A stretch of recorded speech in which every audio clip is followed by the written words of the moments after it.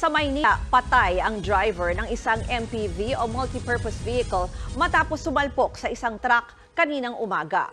Sa kuha ng CCTV, makikitang mabilis ang takbo ng sasakyan nang tumbukin nito ang nakahintong container truck sa Mel Lopez Boulevard sa May Tondo. Wasak ang unahang bahagi ng MPV na pumailalim pa sa truck. Dead on the spot ang biktima. Wala pang detalye kung anong dahilan ng biglang pagbangga ng sasakyan sa truck. Inaalam din ng pulisya kung bakit naman nakahinto sa gilid ng Center Island ang truck. Nasa kustudiya na ng pulis ang driver ng truck. Sa ibang balita, nilinaw ng Department of Health na hindi pa nito prioridad ang pag-ban sa mga mukbang video ng mga vlogger. Nag-ugat ang bungkahi ng posibleng pag-ban sa mukbang videos matapos mamatay sa stroke ang isang vlogger nitong Hunyo. Ang mukbang ay isa pong konsepto ng pagbablog kung saan kumakain ng sandamakmak na pagkain ang content creator habang naka-livestream. Giit ng DOH, mas prioridad nila ngayon ang pagpapalawig ng impormasyon. Gayunpaman, di sinasantabi ng ahensya ang posibilidad ng ban pero bilang huling hakbang na. Kailangan strong yung ating evidence bago tayo mag-invoke ng isang content-based ban. Ang ating proper information campaign, yun po yung preferred namin no, na ating pinapaliwanag sa ating mga kababayan kung ano ang makasama sa kalusugan at kung ano makabubuti. Tapos sila ang mag-decide. Para naman sa public health expert na si Dr. Tony Leachon, mainam na ma-regulate ng gobyerno ang pagmumukbang. Dapat daw makipagtulungan ng DOH sa Department of Information and Communications Technology o DICT para masala ang ganitong klase ng content. These mukbang videos, though derived from the Korean culture, I think it's getting out of hand. In order to influence the public, informed, dapat with a certain degree of responsibility ka that you may actually harm people. Matapos naman magsagutan sa hearing at matawag pa na marites, formal nang naghain ng ethics complaint kanina si Senator Nancy Binay laban kay Senator Alan Peter Cayetano. Live mula sa Senado, nasa frontline ng balitang yan, si Mean Los Baños. Mean, ano ba ang nilalaman nitong reklamo ni Senator Binay laban kay Senator Cayetano? Hi Ruth, magandang hapon sa iyo. Matapos pag-isipan ng kanyang susunod na hakbang, personal mismong naghain ng ethics complaint Senator Nancy Binay laban kay Senator Alan Peter Cayetano sa opisina ng Ethics Committee dito sa Senado kanina. Personal din siyang pumunta sa opisina ni Cayetano para ibigay ang kopya ng kanyang reklamo. Ruth, pangi-insulto, pamahiya, pangungutya, pati malicious imputation. Ilan lang yan sa nilalaman ng ethics complaint na inihain ni Senator Nancy Binay laban kay Senator Alan Peter Cayetano sa opisina ng ethics committee kaninang umaga. Nag-ugat ang reklamo ni Binay sa nila sa unang pagdinig ng Senate Account Committee. 3 billion pesos umanong budget sinatayong bagong Senate building sa Taguig. Hindi sang-ayon si Binay sa ipinagsunumero ni Cayetano. Kaya ang hearing na uwi sa sagutan nila na hanggang sa mag-walkout si Binay. Ayon kay Binay, malinaw daw na inabuso ni Cayetano ang posisyon niya bilang chairman ng Accounts Committee. Tinabla rin ni Binay ang pang-aakusa daw sa kanya ni Cayetano na sinungaling. Sila na insulto rin daw ang kanyang pangalan nang tawagin siyang chismosa o marites ni Cayetano. Pati ang pagtawag sa kanyang buang o baliw nang mag-walkout siya sa hearing. Ayon kay Binay, proteksyon ng kanyang pamilya ang nagtulak sa paghahain niya ng reklamo dahil pinahiya raw ni Cayetano ang pangalan niya. Handa raw siyang harapin ulit ng senador kung ipatatawag siya ng Ethics Committee para sa pagdinig ng reklamo. Pero sa ngayon, hayaan daw muna ni Senator Nancy sa Ethics Committee Chair na si Francis Tolentino kung ano ang gagawin nito sa kaso. Tuloy naman ang ikalawang pagdinig ng Accounts Committee sa new Senate Building Project sa Miyerkules. Mean, binanggit mo na nagpunta rin pala siya sa office ni Senator Cayetano at dinala yung kanyang petisyon, no? Nandun ba si Senator or may inilabas na ba siyang pahayag tungkol dyan? Wala.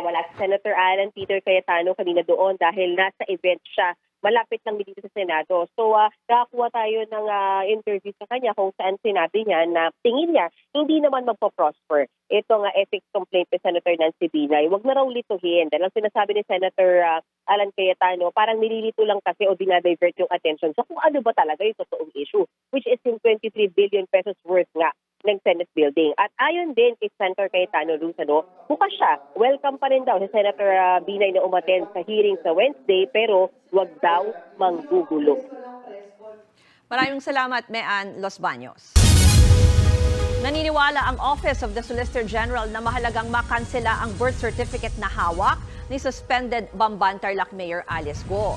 Sa panayam kay Solicitor General Leonardo Guevara, ang nasabing birth certificate raw kasi ang pangunahing depensa ng kanyang kampo sa mga katanungan sa tunay niyang pagkatao. Mas mapapadali rin ang co-warrant of case na layong ipawalang bisa ang pagkakapanalo niya bilang alkalde dahil sa issue sa kanyang citizenship.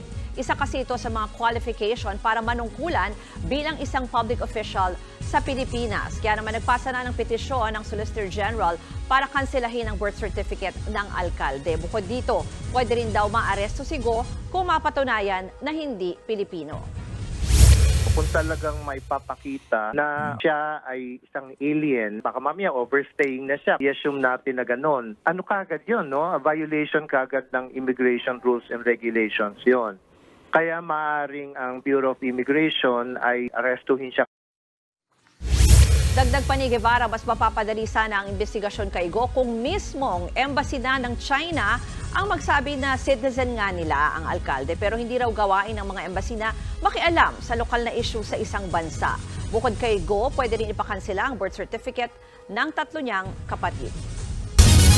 Hinarangan na naman ng China ang 2 barko ng Philippine Coast Guard habang nagpapatrolya sa Ayungin Shoal nitong weekend. Base sa monitoring ng Maritime Security Analyst na si Ray Powell, isang China Coast Guard at 6 na maritime militia vessels ang bumuntot at humarang sa BRP Cabra at BRP Cape Engaño habang dumadaan sa may Ayungin.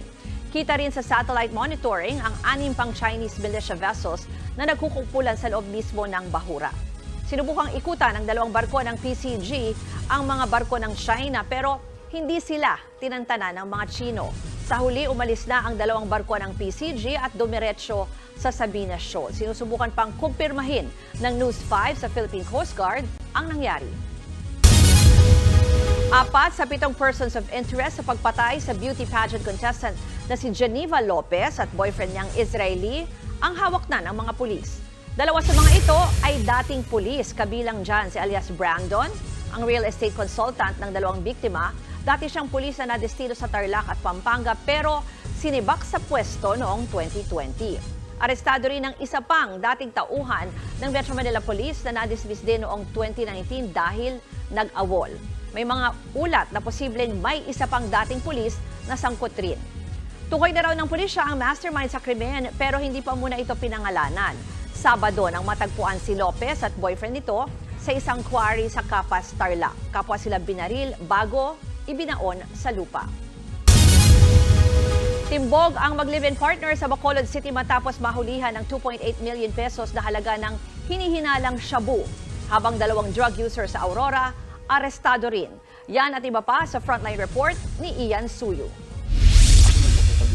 Arestado ang 2 lalaking naaktuhang gumagamit ng ilegal na droga sa bayan ng Maria Aurora sa Aurora. Kinilala ang mga suspect na sina Renato Oligario at Manasis Marquez. Nakuha mula sa mga suspect ang isang pakete ng hinihinalang shabu at iba't ibang drug paraphernalia. Umamin naman ang 2 sa krimen. Ayon kay Oligario, gumagamit siya para maibsan raw ang sakit niyang Buerger's disease. Sa Bacolod City, arestado ang magka-live-in na ito matapos mahulihan ng 2.8 million pesos na halaga ng hinihinalang shabu. Ayon pa sa mga pulis, itinuturing nilang high-value target ang babaeng suspect. Arestado rin ang 2 high-value targets sa buy-bust operation sa San Mateo, Rizal. Nasabat mula sa kanila ang higit 346,000 pesos na halaga ng hinihinalang shabu. Nahulihan din sila ng isang sumpak at mga bala. Nagbabalita mula sa Frontline. Ian Suyu, News 5. Marami pang aabangang balita sa pagbabalik ng Frontline Express.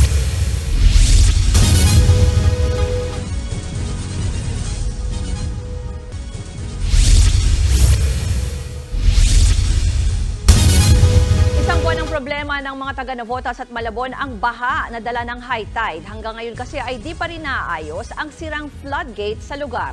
Nasa frontline ng balitang yan, si Dave Abuel. Nakahanda na ang sandbag ni Michael para ipangharang sa pinapasukan niyang bike shop sa Barangay Tanzawan sa Navotas. Nitong mga nakaraang araw kasi, hassle sa kanilang tindahan ang biglang pagbaha tuwing high tide. Mula yan ng masira ang navigational floodgate sa lugar matapos itong tamaan at masira ng sumadsad na barge noong June 7. Ibig sabihin, isang buwan ng kalbaryo ng mga taga Navotas at Malabon ang gutter deep na baha tuwing high tide. Dati hindi naman ganyan dito dati. Hindi naman kami naabot.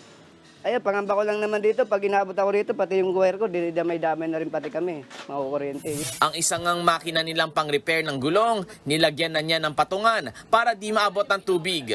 Maging mga tricycle driver, umaaray tuwing baha gaya ngayon. Humihina po yung biyahe, sir, dahil po sa parang natatakot po yung mga tao na lumusong sa baha. Siyempre nga po madumi, baka mamaya po tamaan po sila ng sakit. Si Jericho na papasok ng trabaho kanina, nagtanggal na ng medyas bago tumawid sa baha. Dito nilas pa rin po. Tapos lang ng pads ka. Hirap din po baka mabasa. Ayon kay Navotas Mayor John Ray Tiangco, malapit nang matapos ang pag-ayos ng nasirang navigational gate. Naiangat na ng 81% ang gate gamit ang 3 crane. Yun nga lang, hindi pa rin ito tuluyang naisasara. Sinusuri na raw ng mga diver kung may mga nakabara pa, kaya hindi ito tuluyang maisara. Pero ayon sa barangay, bago tamaan ng barge ang gate noong nakaraang buwan, may kaunting sira na ito. Pinilit po nilang pumasok and then ayun, nasira na po talaga yung natin, yung floodgate, lalong lumala po. Wala pa raw nabanggit na target date para matapos ang pagkukumpuni sa gate. Nagbabalita mula sa Frontline, Dave Abuel, News 5. Sa mga motorista, magpagas na po kayo ngayon, malakihan ang panibagong taas presyo sa mga produktong petrolyo na epektibo bukas. 1 peso and 60 centavos ang dagdag na singil sa kada litro ng gasolina, habang 65 centavos naman ang itataas sa kada litro ng diesel, 60 centavos sa kerosene. Ito na ang ika-4 na sunod na linggong oil price hike. Ayon sa Department of Energy, bunsod pa rin ito ng nagpapatuloy na gera sa Middle East. Nakaka-apekto rin ang pagbabawas ng supply ng krudo sa Amerika na sinabayan pa ng mataas na demand sa mga bansang nasa panahon ng tag-init. Tumaas naman ang bilang ng mga Pilipinong unemployed o walang trabaho noong Mayo. Sa pinakahuling survey ng Philippine Statistics Authority, tumaas sa 4.1% ang employment rate noong Mayo. Katumbas yan ng 2.11 milyon na Pilipinong walang trabaho. Mas mataas yan ng 1% kumpara noong Abril. Ang isa sa nakikitang dahilan ng pagtaas ng unemployment rate ay ang pagdami ng mga Pilipinong pumasok sa labor force noong Mayo pero hindi pa natatanggap sa trabaho. Kasabay niyan, bumaba naman ang underemployment rate ng bansa, nasa 9.9%. Ibig sabihin, nasa 4.8 na milyong Pilipino ang naghahanap ng dagdag na trabaho o racket para sa dagdag na kita. Malayo po yan sa 7 milyon o higit 14% na underemployment rate noong Abril. Narito naman ang mga balitang dapat yung abangan sa Frontline Pilipinas. Lalaking kulang daw ang pambayad sa isang bar sa Maynila, arestado matapos manakit ng waiter. Lalaki patay matapos umanong saksakin ng nakaalitang katrabaho sa Davao City. At Julia Montes, pinaghahandaan na raw ang kanyang pagbabalik teleserye. Yan ang mabilis sa pasada ng mga balitang dapat niyong malaman. Ako po si Ruth Cabal. Magandang hapon.